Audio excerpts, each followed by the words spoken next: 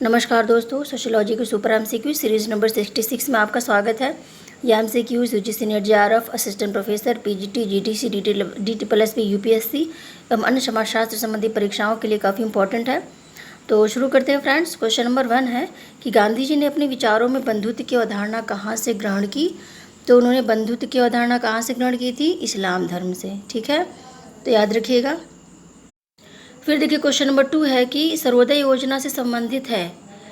तो इसमें थोड़ा सा मिस्टेक हो गया है, संबंधित नहीं है इसमें होगा। ठीक है, तो याद रखिएगा इसमें संबंधित नहीं है की बात की गई है। तो कौन सा संबंधित नहीं है? पहला है पारिश्रमिक की समानता। सर्वोदय में पारिश्रमिक की समानता होती है, यानी सभी को समान पारिश्रमिक दिया जाएगा समान कार्य पर। ठीक है, किसी के साथ कोई भेदभाव नहीं होगा। साधन शुद्धि, तो इसमें साधन जो होंगे पवित्र होंगे। झूठ छल कपट को इसमें कोई महत्व नहीं दिया गया है। प्रतियोगिता का अभाव, तो इसमें देखिए पूंजीवाद के विपरीत है, तो इसमें प्रतियोगिता का अभाव होता है। ऐसा नहीं कि गला काट प्रतियोगिता चल रही है, अगले को हमको रौंद के आगे निकलना है, ऐसा कुछ नहीं है। ठीक है, तो इसमें संबंधित नहीं है। में देखिए सत्ता का विकेंद्रीकरण आएगा। सर्वोदय योजना के लिए सत्ता का विकेंद्रीकृत होना ज़रूरी नहीं है, जबकि ये तीनों चीज़ें संबंधित है। तो अगर पूछा जाए संबंधित है तो 3 इसमें से कोई भी आ सकता है, 4 ऑप्शन अलग अलग देकर। और नहीं ये पूछेगा तो सत्ता का विकेंद्रीकरण। ठीक है, फिर देखिए क्वेश्चन नंबर 3 है गांधी जी के दर्शन के अनुसार समाजवाद का विकल्प क्या है? तो समाजवाद का विकल्प है सर्वोदय। ठीक है, यानी समाजवाद के विपरीत है क्या है? सर्वोदय है।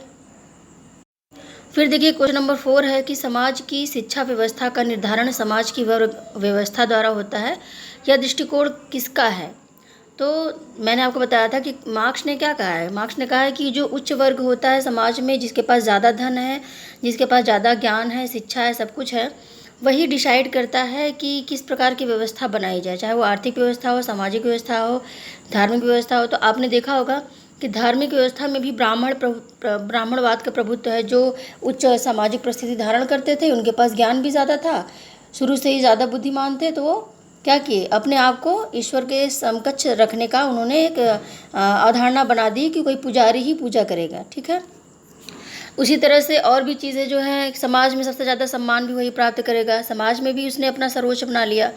ठीक है, और आर्थिक में भी हर जगह मतलब देखा जाए तो जो समाज का उच्च वर्ग होता है वही ऐसा कर रहा है। तो ये मार्क्सवादी दृष्टिकोण, ये कार्ल मार्क्स ने कहा था ऐसा। ठीक है, फिर देखिए क्वेश्चन नंबर 5 है कि एक तथ्य जो अन्य सभी से अलग दिखता है वह यह है कि चारों तरफ पति पत्नी और अपरिपक्व बच्चे समुदाय के बिना लोगों के अतिरिक्त एक इकाई का निर्माण करते हैं। तो ये जो कथन है ये कई बार यूजीसी नेट में आ चुका है, और ये देखिए रॉबर्ट लॉबी का कथन है। ठीक है, तो ये मोस्ट इंपॉर्टेंट है, याद रखिएगा।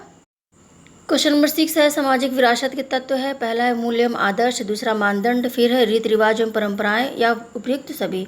तो इसमें देखिए मूल्य एवं आदर्श ये भी सामाजिक विरासत है, मानदंड भी है, रीति रिवाज एवं परंपराएं भी हैं, सभी कुछ क्या है सामाजिक विरासत के अंतर्गत आता है। तो इसमें आपका ऑप्शन नंबर डी सही हो जाएगा। ठीक है, फिर देखिए क्वेश्चन नंबर 7 है कि पिछले 2 दशकों में क्रांति आई है, किसमें क्रांति आई है? सूचना तकनीकी के क्षेत्र में आई है, कि शिक्षा के क्षेत्र में आई है, मनोरंजन के क्षेत्र में आई है, या फिर आर्थिक क्षेत्र में? तो आपने देखा होगा कि चाहे शिक्षा क्षेत्र हो, मनोरंजन क्षेत्र हो, आर्थिक क्षेत्र हो, इसमें कोई बहुत ज़्यादा क्रांतिकारी बदलाव नहीं आया है। हाँ, उद्विकासी परिवर्तन हुआ है, शिक्षा में भी हुआ है, मनोरंजन में भी हुआ है, आर्थिक में भी हुआ है। लेकिन एक क्रांति की बात कर ली जाए कि जैसे कुछ ही समय में जब सब कुछ बिल्कुल चेंज हो जाए, तो उसमें वो किस में आया? सूचना एवं तकनीकी के क्षेत्र में। ठीक है, तो सूचना में हम क्या आज से 10 साल पहले हम उतना ज़्यादा, हमारे पास मोबाइल नहीं था, हम उतना ज़्यादा अपडेटेड नहीं थे। लेकिन अब जो है सूचना एवं तकनीकी बहुत ज़्यादा क्या हो गया है? अपडेटेड हो गया है। तो सबसे ज़्यादा क्रांति इसी के क्षेत्र में आई है। फिर देखिए क्वेश्चन नंबर 8 है कि किस विज्ञान एवं प्रौद्योगिकी नीति के अंतर्गत विज्ञान एवं प्रौद्योगिकी और नवाचार नीति की शुरुआत की गई? तो विज्ञान में जो नई नई खोज होती है, नई नई नीतियाँ बनती हैं, इसके संबंध में जो कानून बनाया गया है वो कौन सा कानून है? वो है विज्ञान एवं प्रौद्योगिकी नीति 2013। ठीक है, 2013। तो याद रखिएगा, मोस्ट इम्पॉर्टेंट है और आपको एग्ज़ाम में बिल्कुल मिलेगा।